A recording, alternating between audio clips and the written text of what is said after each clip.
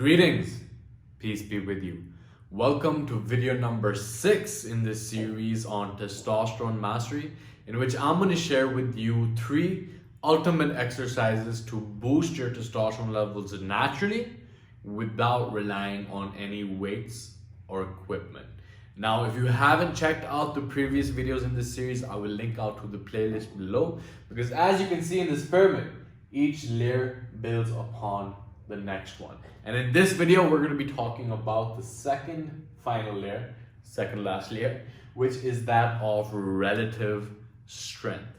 So relative strength is different from absolute strength in the sense that it is how strong you are relative to your body weight. For example, at one point in my journey, I could bench press a lot of weight, right?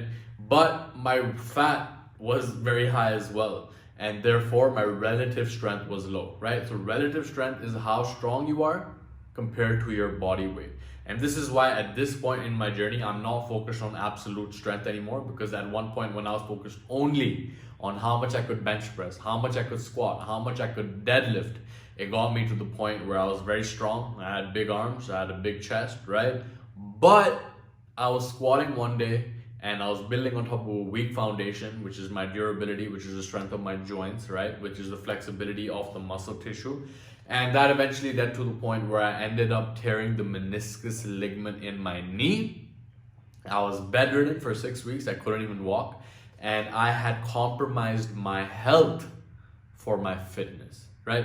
Health is a state that's characterized being injury-free, right? Being free of any sickness or anything like that. But I was injured, even though I was very fit. I could bench press a lot, I could deadlift a lot, but I couldn't walk, right? And that is when I was trading my own health for my fitness. So focusing down on relative strength is extremely important, because that allows you and forces you really to make sure that your body fat is under control, right? There are people who can bench like 300 pounds, but then they weigh like 300 pounds, and then it doesn't really do much good to carry so much extra body fat, because as I talked about in video number 3 in this series, body composition is amongst the most critical factors that impact your testosterone. So what are these 3 exercises that you can do without relying on any weights or equipment that can naturally boost your testosterone levels? So really it comes down to the 3 fundamental movements of strength training, right? The push, the pull, and the legs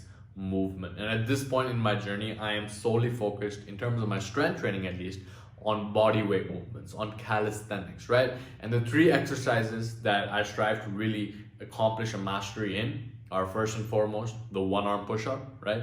Getting to a point where I can do 10 1-arm push-ups, and now I've moved on to the next level of my advancement, where I'm going to do 1-arm push-ups with feet elevated, right?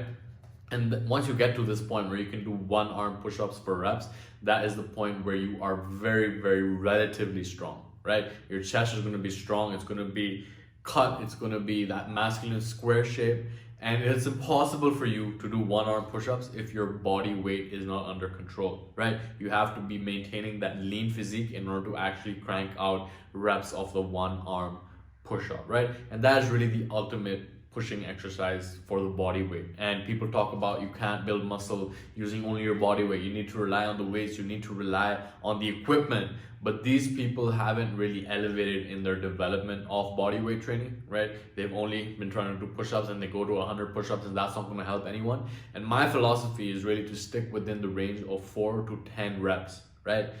It should be heavy enough to stop you to go from going beyond 10 reps, and it should be light enough for you to stop. Like, it should be light enough for you to do at least 4 reps, right?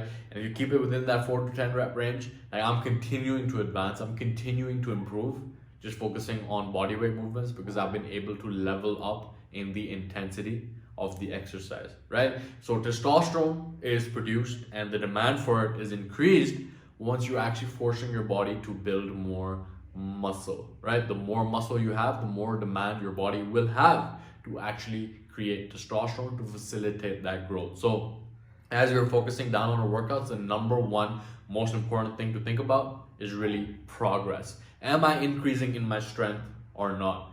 And if you focus on that, no matter what type of strength training that you're doing, whether you're lifting weights, whether you're doing body weight movements, as long as you are increasing in the level of your strength and muscular development, then your demand for testosterone will increase as well. Okay.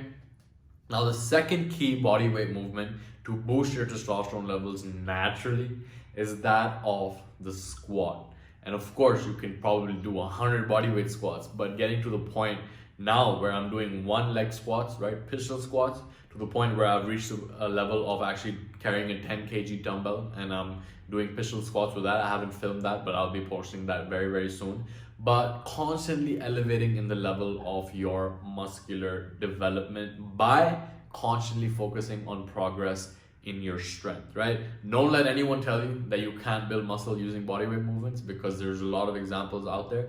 And really just focus on the big picture, which is a philosophy that if you are getting stronger within that 4 to 10 rep range, it is inevitable that you will gain more muscle. And if you continue to increase the intensity of these movement patterns, the more you will continue to level up with your testosterone demand in your body, right? Now, the final exercise is that of the pulling exercise, which is really the ultimate upper body movement. It is the single arm pull-up, right? I haven't fully been able to reach this level, even though at the previous point before, like 3-4 years ago, not 3-4, actually like 2 years ago, I could do like 2 single arm pull-ups, but now I'm reaching that level again as I've ordered some supplements as well. And keep an eye out for the next video in which I'm going to be talking about the ultimate supplements. But getting to the point where you can do 2 single arm pull-ups, that's when you know you've truly reached the peak development of your body weight capacity, right? If you can do 2 one-arm pull-ups, your arms will be big, right? Your back will be strong, and you will be lean, because it's impossible to do a one-arm pull-up when you are fat and overweight, right? So that is really the big picture on relative strength, right? How strong you are relative to your body weight, and that really motivates you to keep care and keep your body fat under control as well, right? And the stronger you are relative to your body weight, the more muscle you will have. The more muscle you will have, the more demand your body will continue to produce even more testosterone. Okay, so I shared with you the 3 simple exercises. Feel free to adjust and go ahead and pivot, do whatever you want in that regard, but just keep the big picture in mind in terms of your relative strength, right? How strong are you relative to your body weight?